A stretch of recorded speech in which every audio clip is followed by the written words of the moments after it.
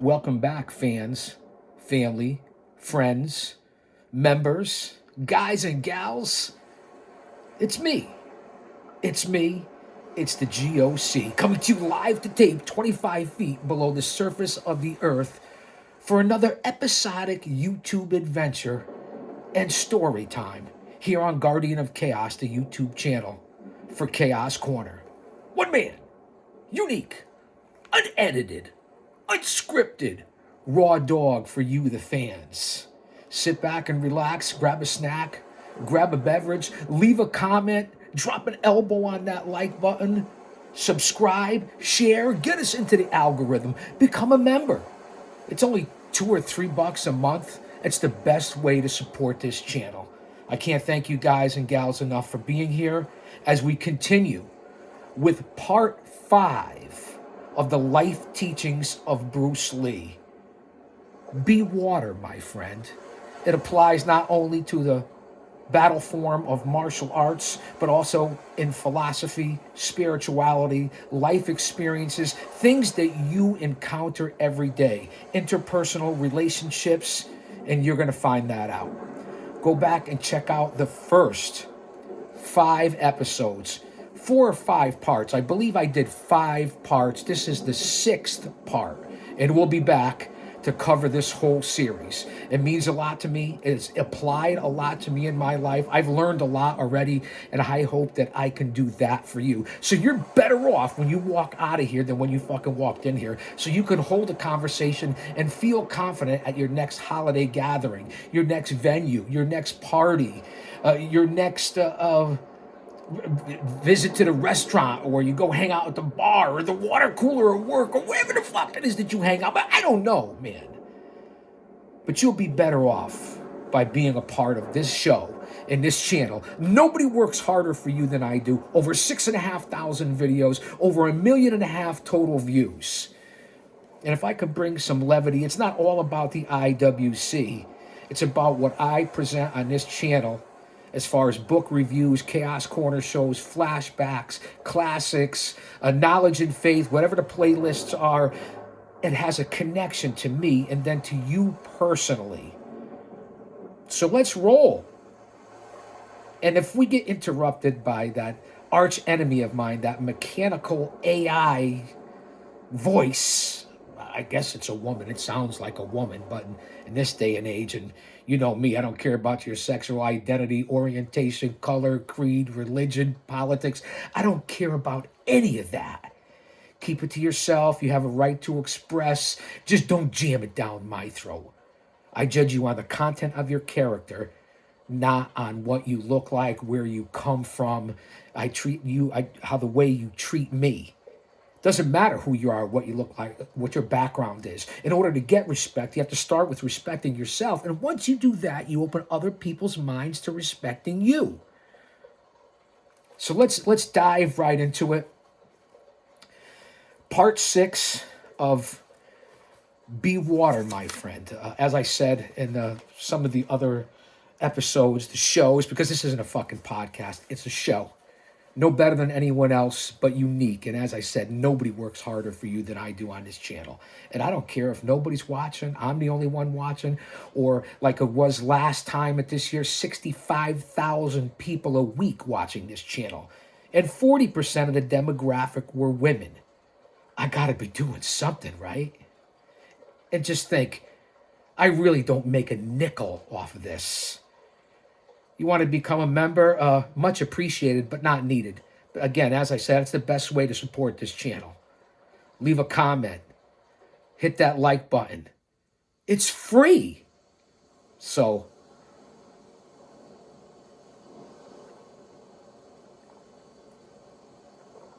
it's early in the morning, so I'm a little amped up.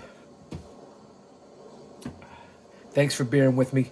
We're going to continue with this series into the winter solstice, through Thanksgiving, through the birth of Christ, and into the new year. So I hope you guys have your notebooks out. I will be taking attention. If you can't learn something from this, I mean, that's why you're here. You learn facts. This isn't chicanery and opinions and viewpoints. You learn history. Thank you. If he's for us, no one else can be against us. Use your own discernment. Surround yourself with like-minded people. Stay mentally, emotionally, physically, and spiritually fit, because each one of us has a story. We're all going through hard times. Doesn't matter what's going on with politics and the government and the world and natural disasters and crime. You have to put on that suit of armor every day.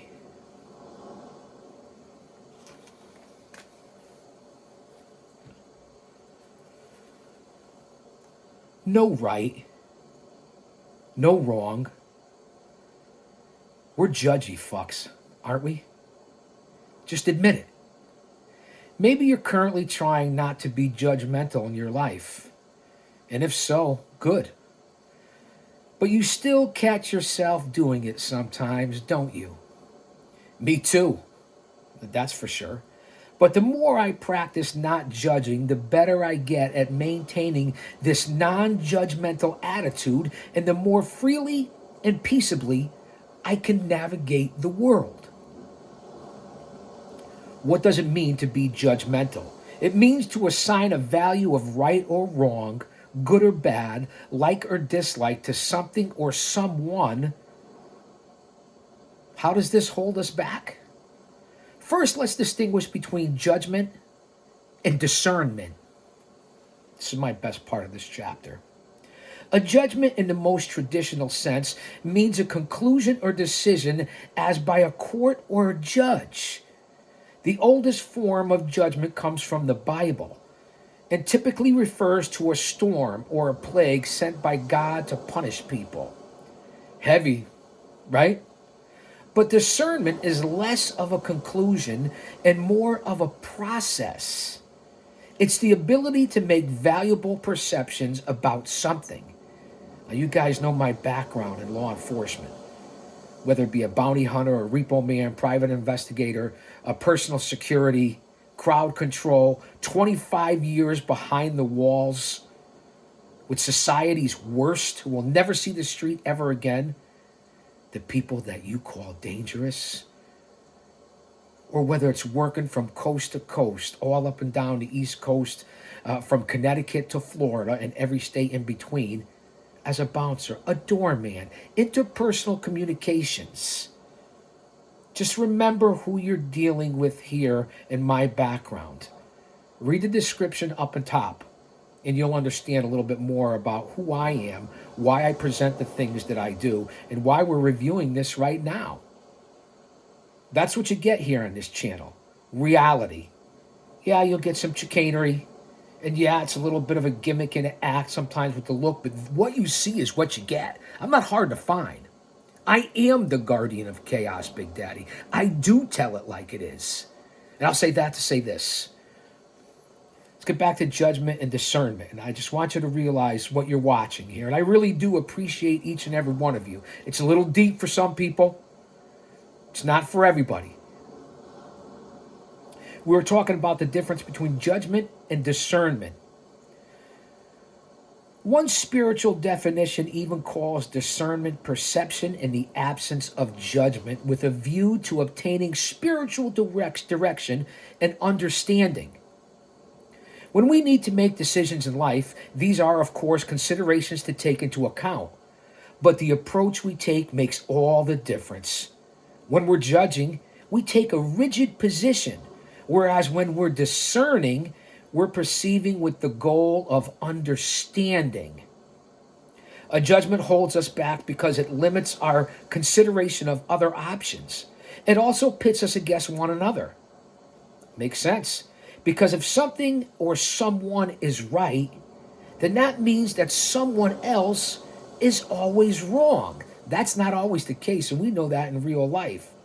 But a discernment is a choice made for oneself based on the available data without blame.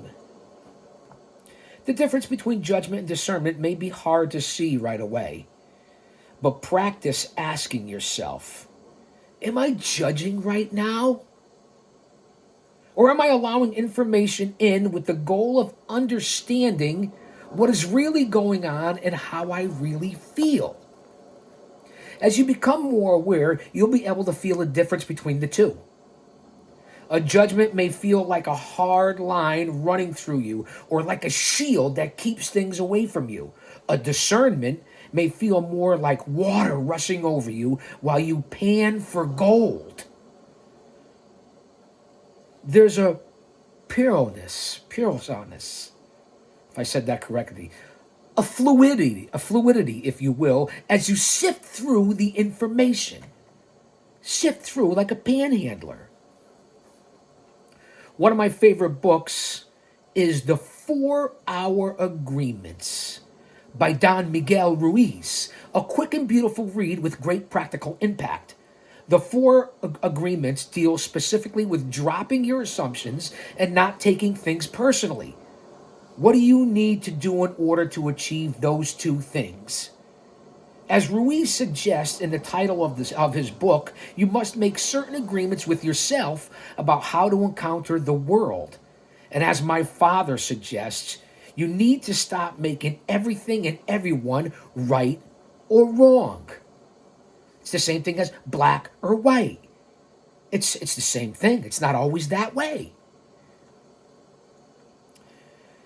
Do not condemn, do not justify. To truly understand, there must be a state of choicelessness awareness in which there is no sense of comparison or condemnation. No waiting for a further development of the thing we are talking about in order to agree or disagree. Awareness only works if it's allowed free play without interference. Above all, don't start from a conclusion. Hello? McFly? Is anybody home? Do not condemn, do not condemn, do not justify. To truly understand, there must be a state of choiceless awareness in which there is no sense of comparison or condemnation, no waiting for a further development of the thing we are talking about in order to agree or disagree. Are you catching on yet? This is the second time I'm saying it. Awareness only works if it's allowed free play without interference. Above all, don't start from a conclusion. Think about why I said that and read that to you twice. Perhaps the most important part of this episode, this chapter, this part. And again, I believe we're in part 6 of the series.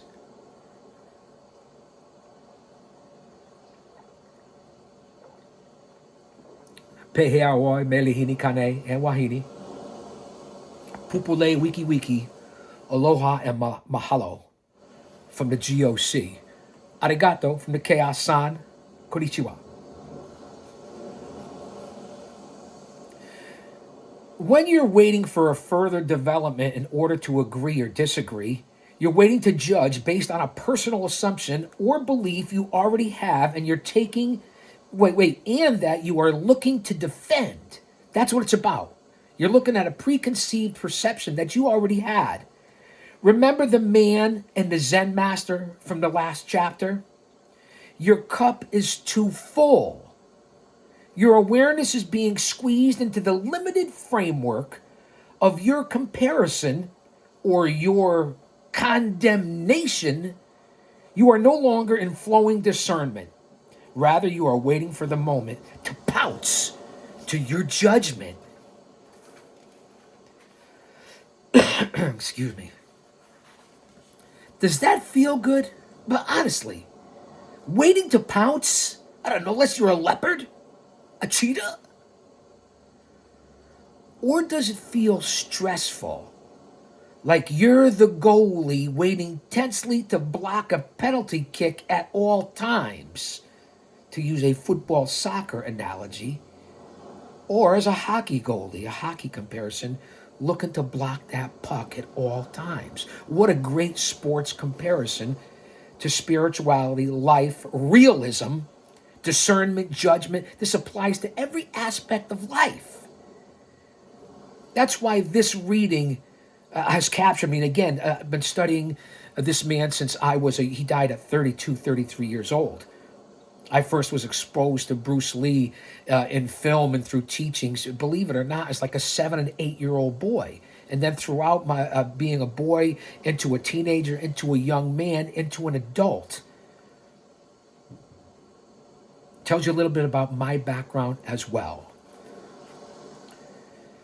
Let's go back to a fight as our best example. You come into a fight cocky and sure you'll win. That confidence even fuels some pretty sweet moves on your part for a minute. Then you get hit in the face. Maybe you get upset. Maybe your confidence gets a little rocked. It's happened to all of us. Be honest now, look in the mirror. Either way, you feel something. And instead of just allowing that feeling to pass through you and staying present with the situation, you let that feeling take you over. Now you're mad or worried, so you react accordingly. Maybe you overreach with your swing and your anger, or you get tentative in your strikes out of fear. Come on now, it's fight or flight. Listen up, guys. Take notes. Go rewind this and rewatch it again at your leisure. If your opponent is on their game, they can see that they've gotten to you, and now they have their way with you and their way in. They slip in a kick in the thigh because you were distracted and no longer present. Uh-oh. This isn't going as you envisioned it. You start making mistakes because you're ungrounded and spinning into anxiety. Reality is no longer matching your preconceived plan. Your opponent lands one more heavy hand, and now it's lights out.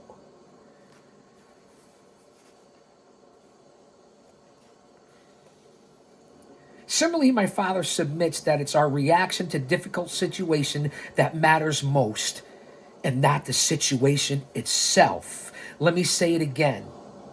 Our reaction to difficult situation is what matters most, and not the situation itself. Believe me that in every big thing or achievement, there's always obstacles, big or small, and the reaction one shows to such obstacles is what counts, not the obstacle itself. I've learned that if being challenged means one thing, it's that your reaction to it. You came into the fight with a foregone conclusion. I'm going to win. I'm better than them. Never underestimate your opponent. Then you got hit and it rocked you and it stopped being present with the fight. Your mind got hung up, trapped, and couldn't stay with it.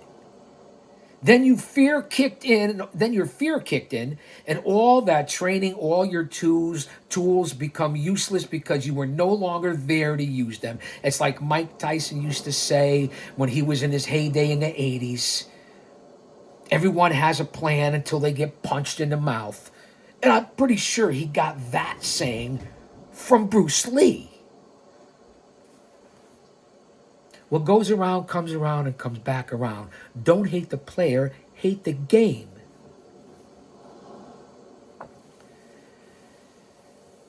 But no need to condemn yourself. No need to condemn yourself. You got attached into what should have happened.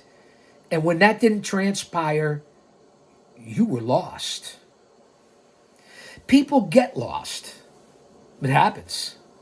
And the goal is to try to not be lost any longer than it takes to be found again. Are you listening? After all, there is no right or wrong. There's only what's happening in your response. So stop trying to come up with a magic one-size-fits-all solution. There is no flawless, preconceived roadmap in life. And at over 60 years old, I can tell you that. And this is Bruce Lee at 32 telling you that.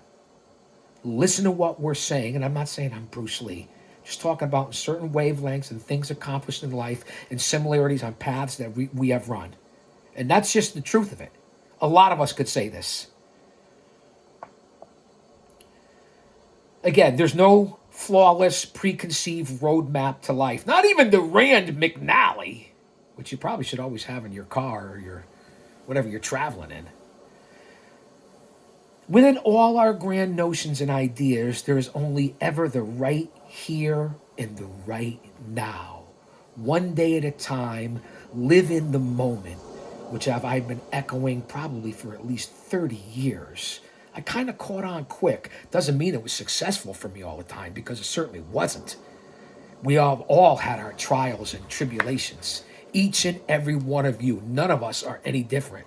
Let me pull these back around, because this is so apropos as to what we're living through right now and the challenges in life. Did you guys ever used to read Easy Riders, or even see the movie Easy Riders? Yeah, this throwback sweatshirt that they had sent me. I'm not trying to think what year. I'm not sure what year it was, but certainly easy on the eyes. Let's not get distracted now. Be water, my friend. What is? Ponder. Reflect. What is? We touched on presence in chapter 1, and we likely will again and again throughout the book, because it's an important concept. Whole books have been written about just one topic. Whole movements, such as mindfulness, about being present. And our empty cup, our neutral but mobile stance, begins with presence as well. The corny question that you've been asked at one time or another in your life by somebody in your family or friends or a stranger. Hey, GOC. Hey, Chaos. Hey, Big Daddy.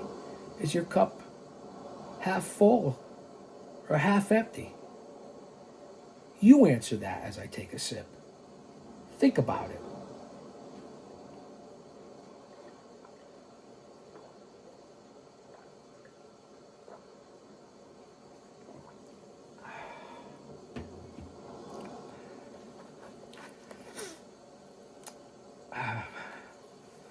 Let's get back to where we were. What is? Thanks for being here. Whole books have written about just one topic. We told that. And our empty cup, our neutral but mobile stance, begins with presence as well. I've always said aura, presence, charisma, all different aspects at different times. Discernment. Again, guys, excuse me. I'm still recovering from that. Whatever it is the wife and I have been going through for the last 10 days. I've backed out on multiple events, so on and so forth, but your health has to come first. If you're new to the idea of mindfulness or being present, let me try to set a simple framework for our purposes in this moment. The idea of being present is the idea of being fully aware and in touch with what's happening right now. Not letting your mind, for example, jump into the past to compare what you're doing right now to a similar thing that you did last year. What I got on my hat there, and I think I did it earlier today. And not jumping ahead into the future and think about what you're going to be doing this afternoon or next week, or thinking about how or what you're experiencing now will benefit you. It'll benefit you later. The practice of mindfulness is focusing one's awareness on the present moment and experiencing it fully. That's why I always bring up that old adage I've been saying for years, the windshield and looking back at the rearview mirror. Don't stay back there too long in the past. It's gone. Nothing can be changed. But it's there out of respect, because it taught you and kept you to where you wanted to get. And then, of course, because of the windshield, which is much bigger than the past of the rearview mirror, you're going to look ahead and the future's wide open. But without that, you wouldn't be here or get to where you want to go. And then it's full speed ahead. Mash the pedal. But always be within. That's gone. Can't go back and get it. As I said, that hasn't happened yet. Be here. Where were we?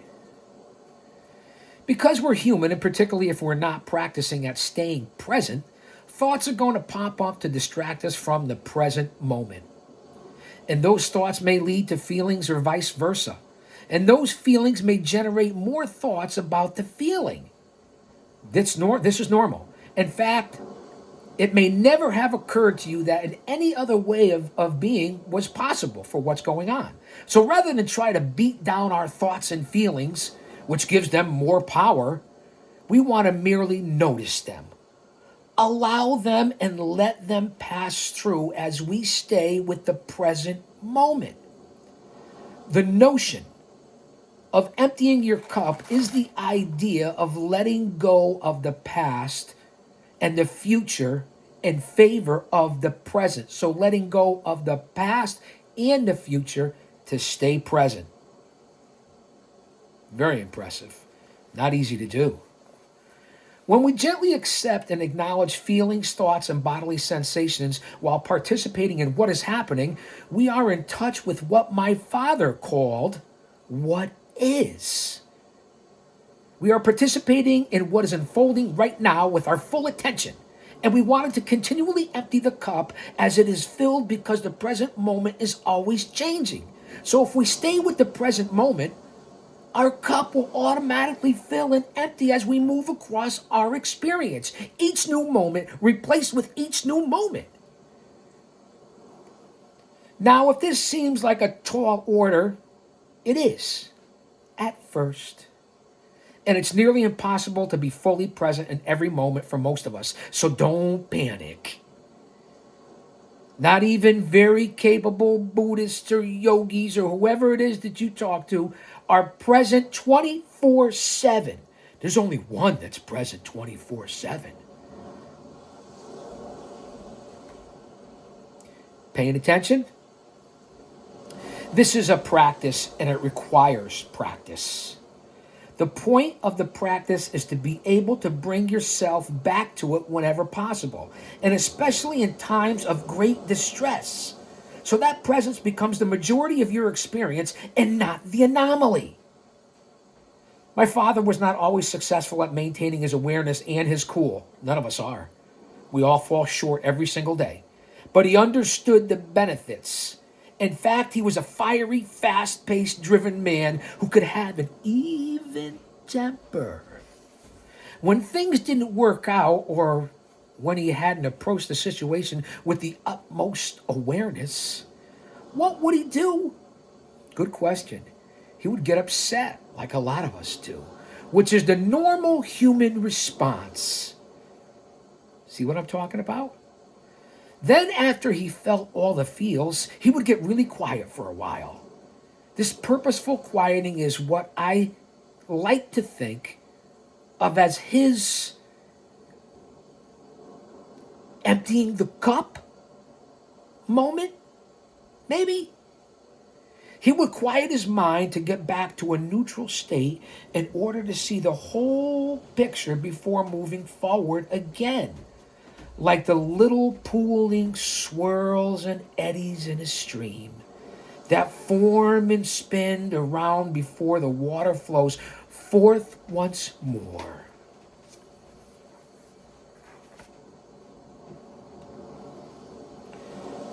So how do we get to neutral? My father was an exercise fanatic, as we can clearly see from his physique. Now, this is Shannon talking about Bruce Lee. And an important part of his exercise routine was exercising not just the body, but his mind. Though we tend to think of our amorphous mental calculations and ponderings as somehow separate from our physical bodies. Scientific research continues to provide compelling evidence of the mind-body connection and the link between our thoughts and emotions to our physical health. Hello, McFly, is anybody home? There's been a lot of research, especially around the gut-brain connection, and even an entire field of research called, let me see if I can get this right, Sokonuramanujiliji. That wasn't right. Neuroimmunology. Hello? All it takes is a little patience and flow. Do you see? Even me, the GOC. Be like water. And no matter what task it is that you approach, it's not easy.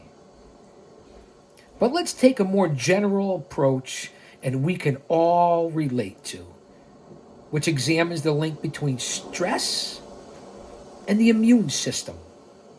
One simple way to understand the mind-body connection is to notice that when we have negative thoughts, we feel bad. We feel heavy or tired or agitated. Our hearts might race, or we might have trouble falling asleep or getting out of bed in the morning, or we just feel blue.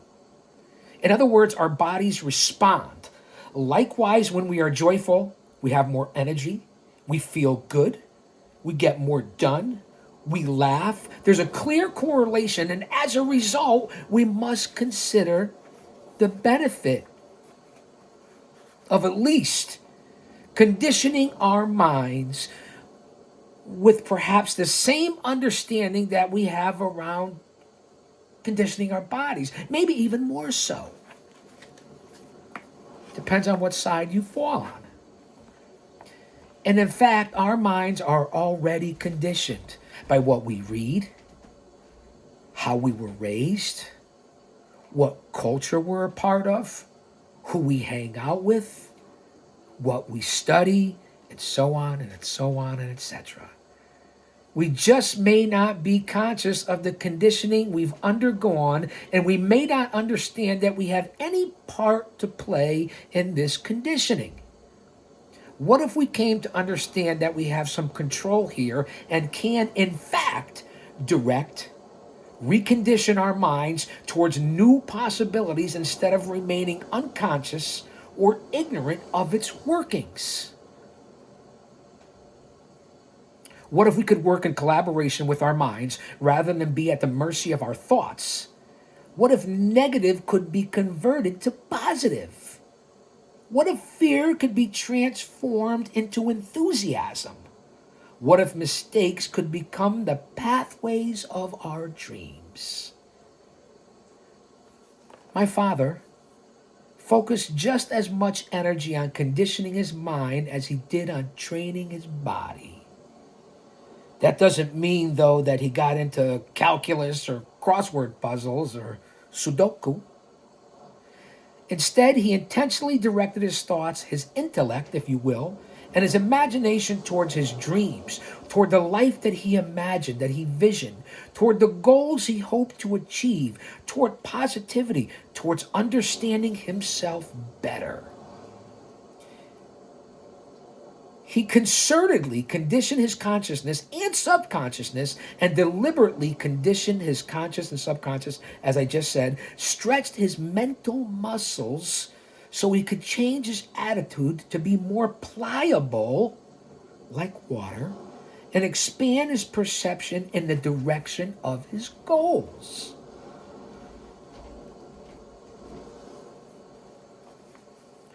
He had many tools at his disposal, which we'll touch on throughout this book and throughout these teachings. But this mental conditioning or reconditioning begins by preparing your mind to be open to receive, clearing out all the mental clutter and noise, very important, turning off the inner dialogue, and stepping firmly into the present with all your judgments suspended and all your sensors turned up. This mental reconditioning may sound daunting, it may sound easy, but it's both and neither. As with anything, it requires practice until it becomes habit, and then eventually the habit becomes second nature. So how do we start? Where do we start, Chaos? Ask Bruce Lee. Do your due diligence, GOC. Do your homework, Chaos. So they don't have to. I'm here to give back and to teach. Come along for the ride. Use your own discernment. This isn't for everybody, but it certainly applies to everybody. First, we must accept the idea that it's possible to exercise our own mental leadership. Our own. We must agree that we can command and cultivate our own minds. If you're struggling with this notion, then let remind you that you've learned many things by repetition and reinforcement. This is likely how you learned your multiplication tables. You probably also learn not to interrupt people who are talking by being constantly reminded by your parents not to do so. You have been taught or self taught many things, such as how to speak another language or how to follow a recipe. Still, so many of us feel as if we have no control over our thoughts and feelings and hence our attitude. You could say mental weakness. I don't know if Bruce would say that. I don't know if you would say that. Focus, whatever you want to call it. We're all guilty of it. Just giving it to your raw dog. Maybe we've never stopped to consider that we may be abdicating this control and responsibility altogether. So take this leap with me. And let's acknowledge that we have personal power over our mental conditioning. Not some teacher, psychologist, doctor, your friends, your family. It's right here. Stop trying to be something that you're not. Be how the Lord made you. May you.